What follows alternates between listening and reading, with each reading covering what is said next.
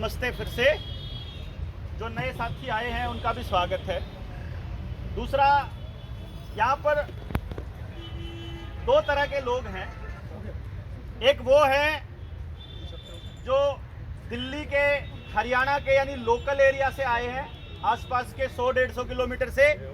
और दूसरे वो लोग हैं जो दूसरे राज्यों से आए हैं, पंजाब से भी हैं, हिमाचल से भी हैं, राजस्थान से भी हैं, उत्तराखंड से भी हैं, मध्य प्रदेश से भी हैं और यूपी से भी हैं, छत्तीसगढ़ से भी और झारखंड से भी हैं। यानी कहने का मतलब ये हुआ कि ये जो जागृति की मशाल है ये खूब दूर तक अपनी पहुंच चुकी है।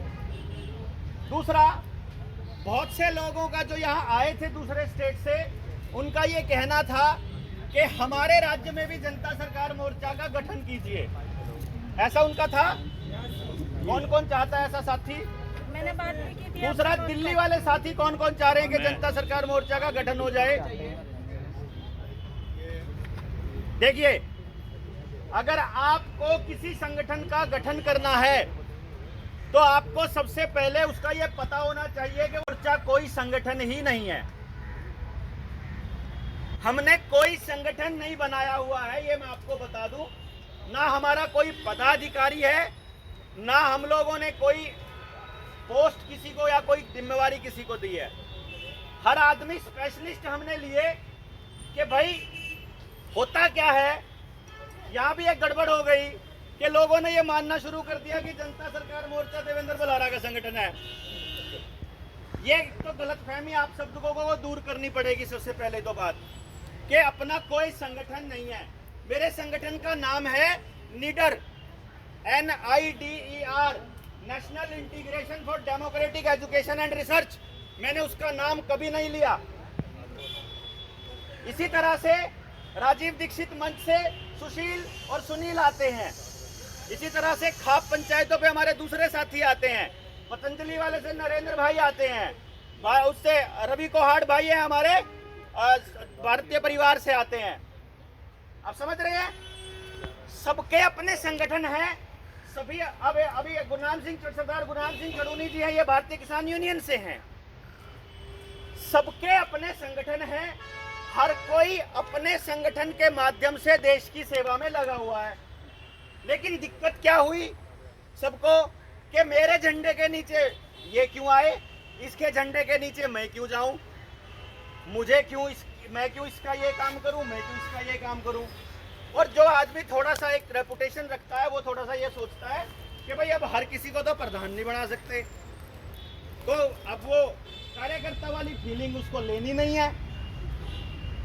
तो इसलिए फिर हमने इसका एक तोड़ निकाला कि क्यों ना ऐसा हो कि हम एक ऐसे कॉन्सेप्ट पे काम करें कि जहां जहां लोग जिस भी तरीके से काम कर रहे हैं उसी जगह पर उनके हिसाब से अपने संगठन में अपना काम करते रहिए और आपस में एक दूसरे से रूबरू हो जाइए और एक दूसरे से मिल लीजिए और जान लीजिए कि ये इस संगठन का आदमी इस तरह से काम कर रहा है, इस संगठन का आदमी ऐसे काम कर रहा है, इस संगठन का आदमी इससे काम कर रहा है। कोई पर्यावरण के ऊपर कर रहा है, कोई खेती के ऊपर कर रहा है, कोई आयुर्वेद के ऊपर कर रहा है, कोई स्वदेशी के ऊपर कर रहा है, कोई दूसरे जन जागरण अभियान चलाया हुआ है।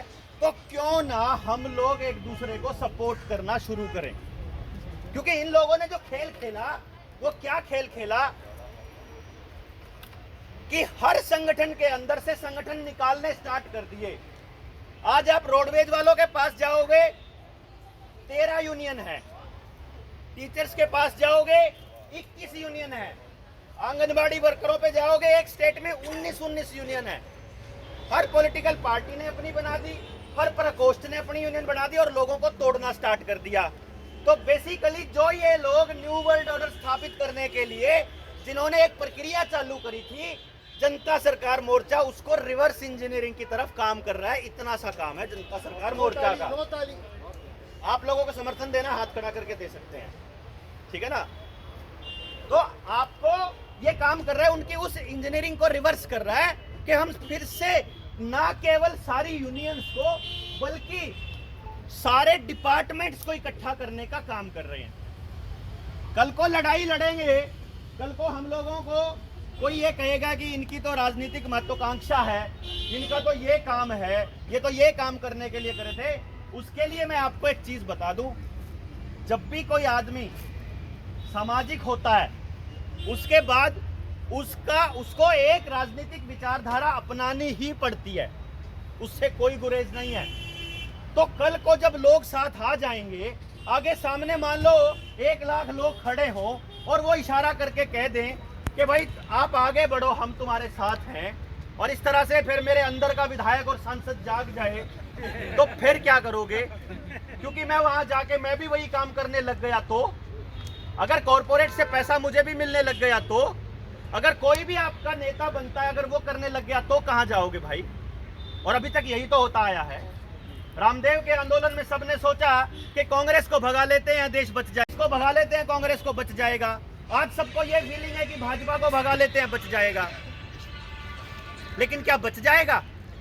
ये चाहते हैं कि करिश्माई पॉलिटिक्स हो, ये चाहते हैं कि एक आदमी को हीरो बना दिया जाए और उसी आदमी के हिसाब से बाकी के लोगों को भेड़ों की तरह फिर पीछे चलने लग जाएं। इस कॉन्सेप्ट के खिलाफ है जनता सरकार मोर्चा। जहां पे लोग ये कहते हैं कि भाई कौन ऑप्शन है, तो जनता सरकार मोर्चा इस पक्ष में है कि एक गुरनाम सिंह चढ़ूनी बैठा है, एक सचिन बैठा है, एक तोरण कोठारी बैठा है, एक अंकित यादव बैठा है, उधर से राज बैठा है, उधर से अपने एडवोकेट मोहित बैठा, खटाना बैठा है। मतलब इतने बड़े बड़े योद्धा बैठे हैं और तुम लोग हमसे पूछते हो कि ऑप्शन क्या है? क्यों हम किसी एक आदमी के पीछे लगेंगे? हम लोग समाज में से क्यों नहीं तैयार करेंगे? इसीलिए जब जनता सरकार मोर्चा ने पहली मीटिंग करी थी तो हमने ये कहा था अपने साथियों से कि भाई दोस्तों ये बता दो किसी की कोई पॉलिटिकल इच्छा है क्या? तो देखो, अगर आप लोगों को इसलिए जोड़ना चाहते हो कि कल को तुमने चुनाव लड़ना है, तो डेफिनेटली आपके अंदर चोर बैठा हुआ है। अदरवाइज जब आप लोग इकट्ठे हो जाएंगे, पॉलिटिकल तो होना मजबूरी है ही ना। लेकिन आप पहले से ही सोच के बैठे हो कि तुमको गद्दी चाहिए, तो गड़बड़ है। हम क्या करते हैं, हम अपने बीच से नेता तैयार करते हैं ना, हम उनको ज्ञान देते हैं, हम उनको समझ देते हैं, जितना पॉलिटिकल लोगों की खाग सोच है उसको समझाते हैं, जो कॉर्पोरेट नेताओं को पकड़ते हैं कैसे पकड़ते हैं ये समझाते हैं, कैसे उन्होंने बैंकिंग से लेके इंफ्रास्ट्रक्चर से लेकर के सारे उद्योगों के अंदर अपने आदमी और सारे डिपार्टमेंट्स के अंदर, और जैसे कपिल भाई ने बताया कि नीति आयोग को अपना सेक्रेटरिएट बना के काम कर रहे हैं, ये बात लोगों को बताएंगे कौन? किसके पास वक्त है आपकी वीडियो सुनने का? बेशक मैं आधे आधे घंटे की, 1-1 घंटे की वीडियोस बना देते हो, फेसबुक से और यूट्यूब से क्रांतियां नहीं आया करती। लोगों के बीच जाना पड़ेगा, और लोगों के बीच जाओगे तो लोगों को समझाना पड़ेगा, और समझाने लगोगे तो लोग सवाल पूछेंगे, और सवालों के जवाब नहीं हुए तो उल्टे खदेड़ दिए जाओगे, और फिर आकर के गालियां दोगे लोगों को कि लोग समझना नहीं चाहते हैं। ऐसा नहीं है, कोई नहीं चाहता अपनी बर्बादी, कोई नहीं चाहता अपने बच्चों की बर्बादी, लोग समझना चाहते हैं, बशर्ते कि उनको समझाने वाला आदमी अपने स्वार्थों को अपने घर रख के आए। इसलिए जनता सरकार मोर्चा ने यह कॉन्सेप्ट दिया कि हम लोग घर घर गुरनाम सिंह चढ़ूनी पैदा करेंगे, और हमने ये डिसीजन लिया कि भाई जिसको चुनाव लड़ना है ना, पहले बता दो, तुमको चुनाव के हिसाब से तैयार करेंगे, क्या टेंशन है, क्या दिक्कत है अच्छे लोगों को जाने की? हम 21 लोगों ने ये प्रण लिया था, और आज दिल्ली की जनता सरकार मोर्चा के गठन में कहता हूं, अखंड प्रतिज्ञा करता हूं भुजम पितामह की तरह कि मैं जिंदगी में कभी चुनाव नहीं लड़ूंगा, जिंदगी में कभी भी चुनाव नहीं लड़ूंगा। लेकिन मैं इस बात से गुरेज नहीं करूंगा कि मैं अपने साथ के 4 लोगों को चुनाव लड़वाऊं। मैं इस बात से गुरेज नहीं करूंगा कि ये अच्छे लोग हैं, इनमें कमी बताओ, हम इनकी ऐसी तैसी करेंगे। आज अगर हमारे कहने से तुम इसको वहां ले गए तो हम उसको वापस लेके आएंगे। अगर अन्ना हजारे बिकाऊ नहीं होता तो आज अरविंद केजरीवाल का कान पकड़ के उसको बोलता कि सुअर के बच्चे तू 2000 का चालान कैसे काट रहा है, जब लोग अन्ना के साथ आए थे तो। लेकिन नहीं, जो आदमी चलता है, अगर जो आदमी चेहरा बन गया, उसी चेहरे के पीछे लोग लग गए, तो जब वो चेहरा गलत हो जाएगा तो कौन पकड़ के उसकी गर्दन पकड़ेगा, कौन उसका कान पकड़ेगा? ये सोचने वाली बात है। क्रांतियां करने के लिए अंदर दिलों में वो आग होनी चाहिए, और वो आग समझ में तब वो आग आपके अंदर तब आएगी जब आपको पूरी बात समझ में आएगी। हमारे पास तो पूरी बात समझने के लिए भी वक्त नहीं है। हम लोगों को तो यार दोस्त ये बोलते हैं भाई मैं कहता हूँ भाई पूरी बात समझ ले। भाई बलारा साहब हम आपके साथ काम करना चाहते हैं, भाई पूरी बात समझ ले। यार तुम बता दो ना क्या करना है, मैं नहीं बताता भाई किसी को, बताया तो बता दो, कोई भी साथी यहाँ बैठा हो। बोले हम जनता सरकार मोर्चा के साथ जुड़ना चाहते हैं, मेरी एक ही लाइन होता है, अपने एरिया में अपने लोगों को जगाना शुरू करो। अपने आसपास 20 लोग ऐसे तैयार करो कि एक झटके में अगर आपके साथ किसी के साथ भी कुछ होता है तो आधे घंटे के अंदर आपकी रेंज में होने चाहिए। वो 20 लोग आ जाएंगे तो 50 भी हो जाएंगे, और 50 के बाद 1000 भी आएंगे। हम लोग क्यों टेंशन लेते हो? इतना ही तो फर्क है ना। हम लोग राजस्थान गए हुए हैं, दिल्ली में किसी के साथ पंगा हो गया तो राजस्थान से आने में टाइम लगेगा। तोडुनी साहब कहीं गए हुए हैं, किसी को टाइम दे रखा है, उसका टाइम बर्बाद नहीं करना, तो ये हो सकता है अगले दिन पहुंच जाए। जो जितना व्यस्त होगा उस हिसाब से वो टाइम लेगा, लेकिन आपके पास पहुंचेगा जरूर अगर लड़ाई जारी रखोगे तो। क्यों जी? इसलिए क्या जरूरी है? जरूरी है अपना खुद का पहले सारा बात समझना, उसके बाद अपने अंदर वही आग पैदा करना। क्यों लगा हुआ है? अब ये डॉक्टर तरुण कोठारी पहले दिन से चीख चीख के बोल रहे हैं, अगर हम लोग आपको समझा रहे हैं और कपिल बेचारा दुखी हो गया, दुखी हो जाता है, कोई नहीं समझता, ये नहीं करता, वो नहीं करता है। मैं कपिल को बोलता हूँ शांत रहे भाई, समझ आएगा, सबको आएगा। क्यों है वो दर्द? क्योंकि सबको देखो, सब चाहते हैं ना कि एक अमन शांति चैन की लाइफ दे, लेकिन जिनको समझ में आ जाता है वो घर पे नहीं बैठ सकते भाई, वो नहीं बैठ सकते। उनके साथ प्रॉब्लम है, उनका अंदर रोज कचोटता है रोज रात को कि आज क्यों नहीं निकला मैं घर से बाहर। मैं जब टीचर था ना, मैं आपको बताऊं, जब मैं सरकारी महकमे में था तो जिस दिन डिपार्टमेंट मीटिंग बुला लेता, सारा दिन मीटिंग में बिठा देता, उस दिन रोज रात को रोया करता था मैं कि हरामखोर कुत्तों ने मेरा इतना टाइम बर्बाद कर दिया। वो बच्चे स्कूल में वेट कर रहे थे, छोड़नी पड़ी मुझे नौकरी इस बात के मारे कि मैं वो काम नहीं कर रहा हूँ जिसके लिए मैं घर से निकला था, जिसके लिए मैं चला था। इस जगह काम ही नहीं करने दोगे तो क्यों करेंगे? मतलब क्या है कि आपको अपने आसपास एक ढाल बनानी पड़ेगी, ये पहला कदम। दूसरा कदम, देखो जगाने के लिए टाइम चाहिएगा भाई, टाइम लगता है बहुत ज्यादा। आपको एक बात समझ में आएगी, क्लासरूम कंडीशन में जाके देखो, जितने अगर कोई टीचर बैठा हो या कोई ना कोई काम करते हैं सारे के सारे, और जो भी काम करते हैं तो अपने नीचे वालों को समझाते हैं। और जब आप समझाते हो तो आप देखते हो कि अगर 100 लोग सामने क्लास में बैठे हुए तो केवल 5, 7, 10 को ही बात समझ में आती है जो आप कहना चाह रहे हो। 90% लोगों को नहीं आती है। क्यों नहीं आती है इसका पता आपको मेरी एजुकेशन वाली ट्रेनिंग में पता चलेगा। एक एक दिमाग खोल के बताया हुआ है मैंने, उसके अंदर एक एक दिमाग खोल के। अभी आगे तीसरी ट्रेनिंग आएगी, उसके अंदर मैं बताऊंगा वो 90% लोग कौन है जिनको हम लोग भेड़ कहते हैं, जिनको हम लोग ये कहते हैं ये सुनने को तैयार नहीं है। क्योंकि रीजन क्या है, उन लोगों को केवल उनकी भाषा समझ में आती है जिनको उन्होंने अपना इष्टदेव मान लिया। जैसे मैं एग्जांपल बताता हूँ, क्यों साथ आना जरूरी है ये समझिए। मान लीजिए भारतीय किसान यूनियन के अंदर एक यूनियन है हमारे सरदार गुरनाम सिंह चौधरी साहब की, एक यूनियन है टिकैत साहब की, एक यूनियन है हमारे नैन साहब की, एक यूनियन है विकास सिसर की, एक यूनियन है फलाने की, एक ढिमके की, चलो 100 नाम ले लिए, ठीक है। अब जो आदमी गुरनाम सिंह चौधरी जी के साथ जुड़ा हुआ है उनको केवल इनकी भाषा समझ में आती है। हम लोग कितना ही ज्ञान दे ले उनको नहीं पल्ले पड़ता भाई। जो इधर अंकित के साथ जुड़ा हुआ है भारतीय परिवार में, जो रवि कोहाड़ के साथ जुड़ा है, उसे उन्हीं की समझ में आती है।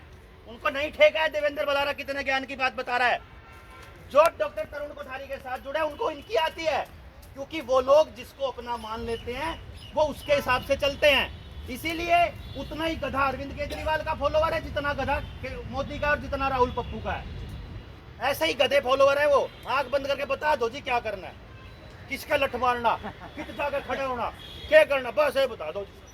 आज आ जियो, आ जाएंगे, कह दो जाओ चले जाएंगे। लॉजिक नहीं, लेना नहीं देना नहीं। ये जो 80% लोग हैं इनको इनके नेता समझाएंगे।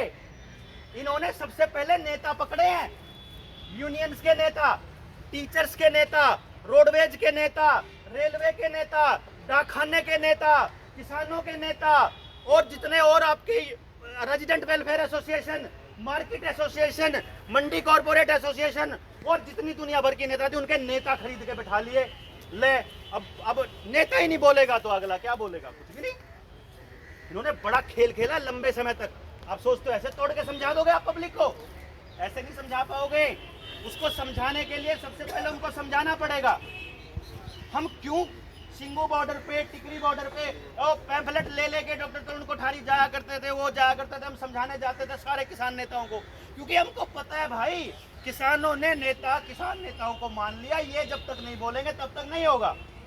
हम लोग जब इस बीमारी के ऊपर अगर किसी बॉर्डर से बोलते थे, मेरा परमानेंट टेंट था वहाँ पे 755 नंबर पे टिकरी बॉर्डर पे, परमानेंट टेंट के अंदर भी हम लोग अगर बोलने के लिए स्टेज पे जाते तो हमको इंस्ट्रक्शन थी कि अपना वो मत चला दिए तू बीमारी आड़ा, अरे मखा इस तरह लड़े बिना, लॉकडाउन तक लड़े बिना लड़ ही नहीं सकते, ये तुम्हारी बर्बादी का रास्ता है, ये कानून बैकडोर से आएंगे दोबारा अगर नहीं समझे तो।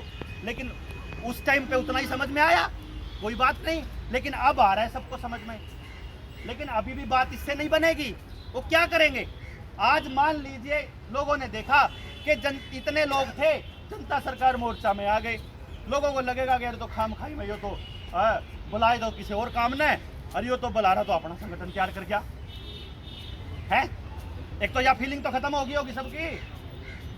ठीक है जी, आप अपने ही संगठन में रहोगे, अपना ही काम करोगे, अपना कोई संगठन नहीं, हम तो आपको मिलाने के लिए आए यहाँ केवल, और कुछ नहीं।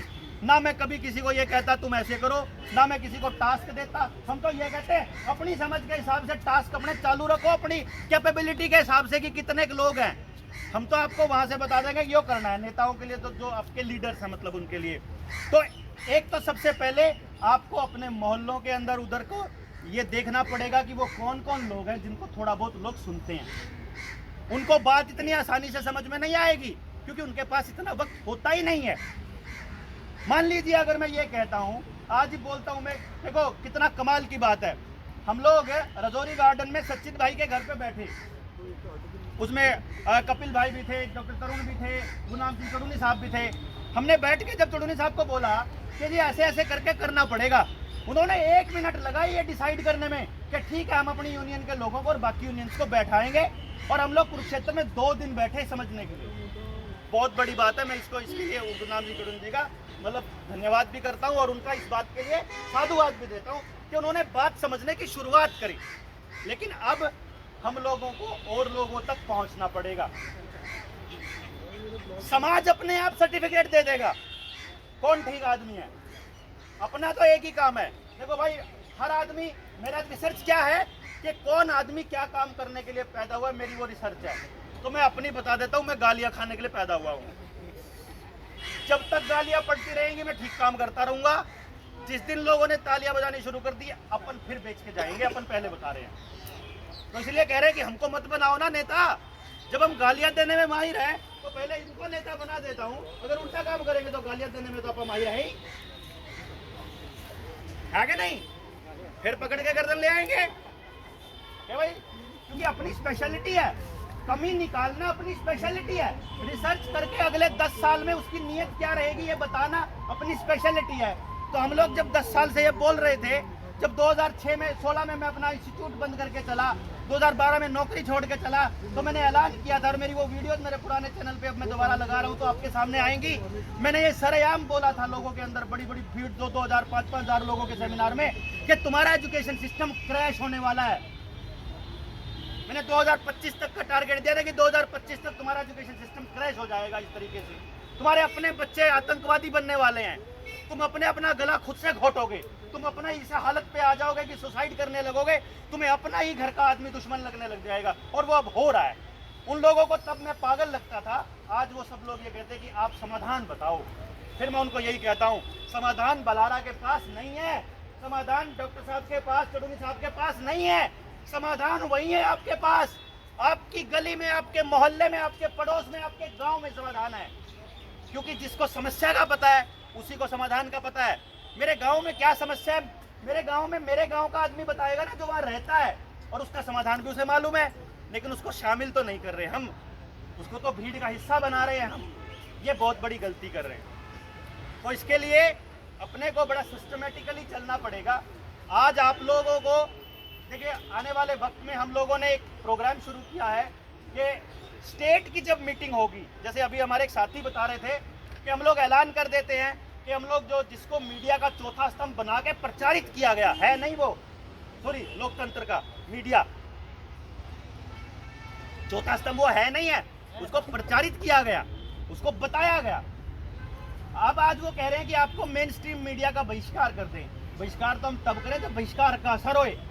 हर गांव से लोग अगर आए हुए और वो पूरे गांव के अंदर अलग जगाएंगे, पूरा गांव का गांव जिस दिन टेलीविजन बंद रखेगा, पूरा गांव का गांव जिस दिन अखबार नहीं खरीदेगा या खरीद के उसकी होली जलाएगा, तभी तो मालिकों के पास खबर जाएगी कि भाई तो पूरा का पूरा गांव का विरोध हो गया। क्योंकि उनके पास एक डिजिटल बॉक्स है। आप लोग चोरी से आधा घंटा टेलीविजन चलाओगे, उनको पता चल जाता है कि कितनी देर तक इस घर वाले ने कितना दिन टेलीविजन चलाया और कौन सा चैनल देखा। कहीं आप ये सोच रहे हो कि किसको पता चलता है चैनल चला के नहीं चला।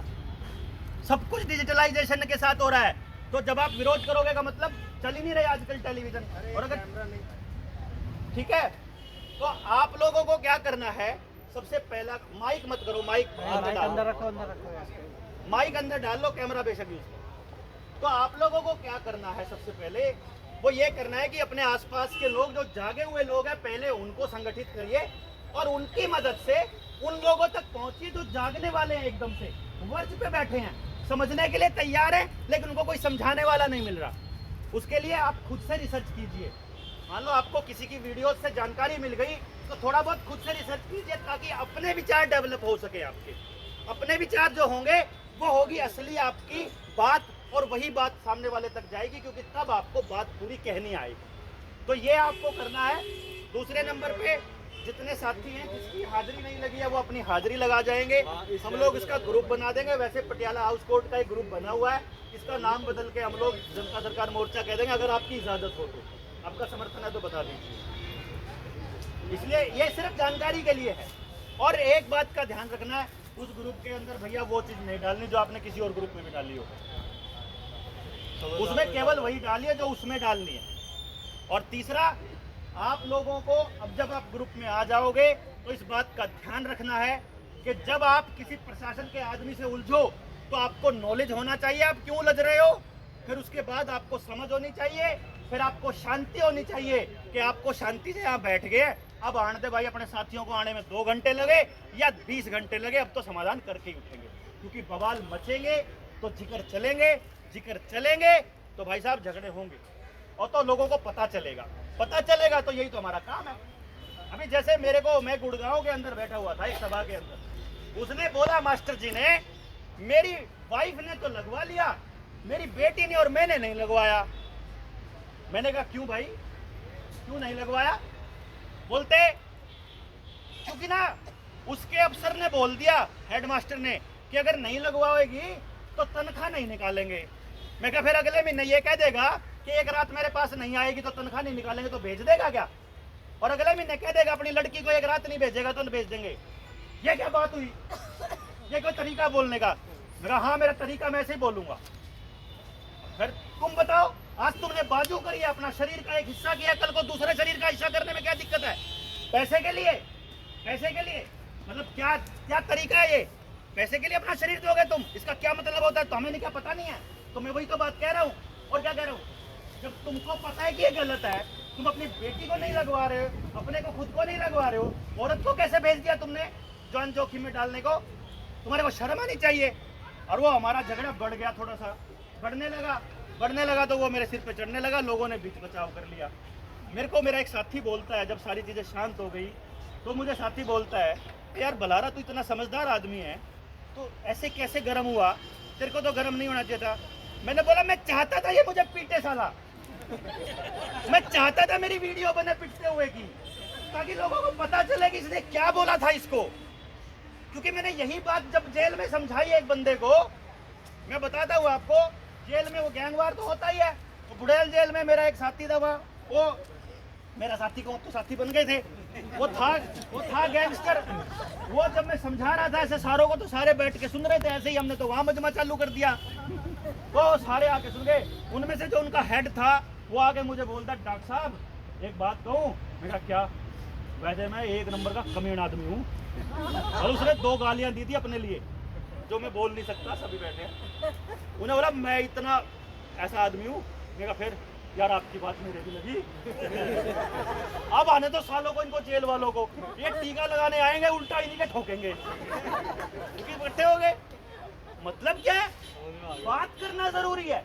आज नहीं आएगी कोई बात नहीं, कल समझ में आ जाएगी, परसों आ जाएगी।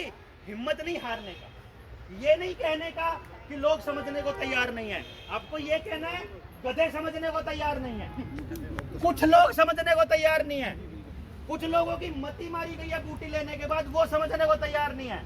कुछ लोगों के ऊपर पर्दा पटा हुआ, कुछ लोगों के ऊपर सीधा ये बोलो ज्यादातर लोग समझते हैं। और वाकई बता रहा हूं मैं आपको, हमारे हरियाणा के गांव में घर घर दस्तक टाइफाइड हो चुकी है, उसकी भ्रूण हत्या हो चुकी है। वहाँ कोई घर घर दस्तक नहीं चल रही है, घर घर लठ लेके बैठे हैं लोग। ये आने दो आरामखोरों को। और शहरों के लोग भी इतने जाग गए, अब तो सिर्फ लगवा नहीं रहे, यहाँ तक पहुंचे हैं, पड़ोसी को भी बचाने निकलेंगे। और यकीन मानिए, अगर आप शिद्दत से निकलोगे, अगर आप सच्ची में लोगों को बचाने के लिए निकलोगे, तो आपके साथ छाती से छाती अड़ा के खड़े होंगे, आपके साथ कंधे से कंधा मिला के खड़े होंगे। और यकीनन हम लोग इंसानियत की इस लड़ाई को 100% जीतेंगे। 1% मुझे शक नहीं है कि हम लोग हार जाएंगे। तो आप लोगों से गुजारिश यही है कि आप लोग एक तो हिम्मत मत हारिए, दूसरा बिना संगठन बनाए आप लोगों को संगठित करने का जो कॉन्सेप्ट जनता सरकार मोर्चा ने दिया है, लोगों को बताइए भाई, ना या इसका मोर्चा, ना या इसका संगठन, ना या इसकी पार्टी, ठीक है ना। और आज पहली बार मैंने ये शब्द इस्तेमाल किया अखंड प्रतिज्ञा वाला। मतलब आप ये समझ लेना कि अगर मैंने कभी जिंदगी में चुनाव लड़ा तो मेरे से नीच आदमी कोई नहीं। मेरे को इतना भी पता है कि ये कटिंग लेके रखते हुए लोग, कि जिस दिन मैंने चुनाव लड़ने के लिए बोला ना, उस दिन लोग आएंगे, बेटे क्या बोलता था, मेरे को पता है, फंस गया। इसलिए बोल रहा हूँ मैं जानबूझ के, इसलिए मैं परिसभा में बोलता हूँ कि मेरे को लीडर बनाओगे तो मैं बेचूंगा, और घर घर लीडर बनाओगे तो अपने बच्चों को बचा लोगे। सीधी सी बात है। आपको इतने लीडर तैयार कर देने हैं, इतने लोगों को समझा देना है, और ये भी समझा देना है कि लीडरों की भाषा क्या होती है, पॉलिटिकल भाषा क्या होती है, सोशल भाषा क्या होती है, क्रांति की भाषा क्या होती है, और जब किसी की भाषा बदलने लगे तो उसका मतलब क्या होता है। इस लेवल पे जागरूक करने का प्लान है।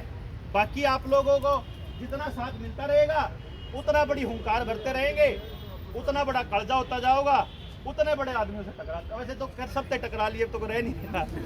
पर ये ऐलान वैसे करने की हिम्मत आ जाएगी कि आज ये ऐलान कर दिया, आज ये कर दिया। ये तभी संभव है जब आप लोगों को समझ में आया हुआ को यकीन करना।